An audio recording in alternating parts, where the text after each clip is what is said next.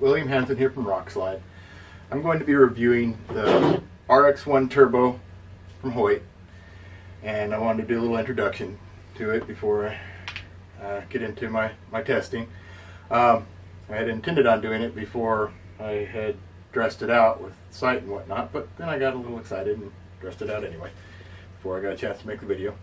My initial impressions of the bow are it's very well made. I like the carbon riser a whole lot better than I thought I had, or I would.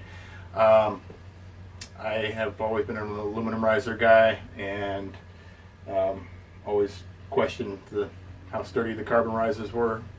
And obviously, I can't tell you for longevity, but it's a very, very strong riser, surprisingly so. And the finish on it is top notch. I've got it wrapped in subalpine, and it looks great. The draw is much smoother than I expected.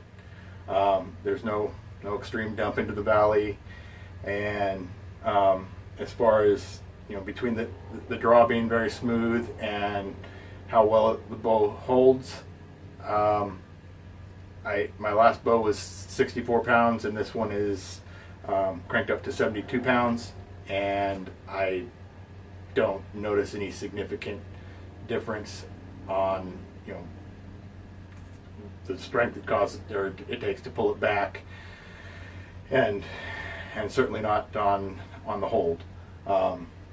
It does hold very nice. I have not had a lot of chance to shoot it yet, and I'll get into that a little bit more as I do my testing on it. But I have shot it, sent maybe 100 arrows down range or so. The grip on this one was lowered, which it makes it hold a lot better because the center shot is more centered to the bow. Now, what I did with it is I put a Hogfather sight on it, and I know it's not the lightest sight, but it's darn near a target shooting sight with how far out it goes. I really like the sight. It's very tough, and you can get pretty accurate with it out to 100 yards plus. I've got the 3-pin head on my Hogfather. Allows for a quick shot. I usually do it 30, 40, 50, and then anything further than that I'll dial for. I'm also running the Vapor Trail Pro V Rest. This will be my first year running that, and I like it so far. I can't attest to any longevity on it either, but there's not very much that can go wrong with it.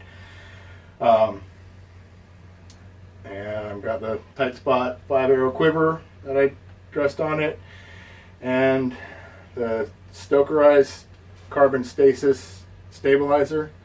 I really like this stabilizer. It looks a little funky because of the way it's off center to the bow, whereas normally you'll have a main stabilizer coming off the riser, and then you'll have a back bar coming off. This one, the whole thing's offset, but that actually works to an advantage because you've got your weight offset initially, the whole thing, so your back bar doesn't have to kick out as far to compensate for it.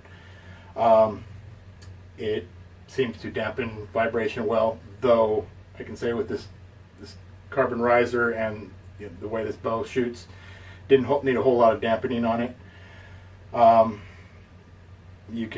There's infinite level of adjustments with this. I'm not done setting up where it's going to finally be yet, but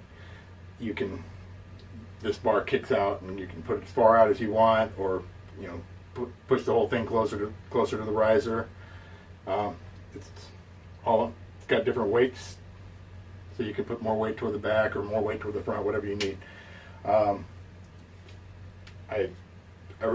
can't say enough good things about this stabilizer.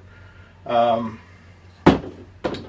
far as arrows, I'm going to be running the VAP TKO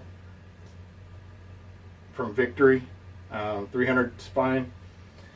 I've got AAE Max Stealth vanes on them, and I ran some 1-stringer 1/4 inch wraps on the back of the arrow. These are supposed to be reflective, and they don't seem very reflective, so I don't know what to think about that yet. I'm going to have to contact 1-stringer and see if they give me the wrong reflective wraps. I don't run full wraps because, you know, if you shoot so much, they tend to peel for me. I just run the last 1/4 inch of the arrow, and the reflective wraps make them a lot easier to find. You know, when you're in the dark, your headlight makes them shine.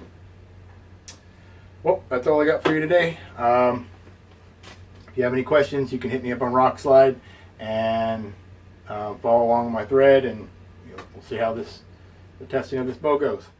Thank you.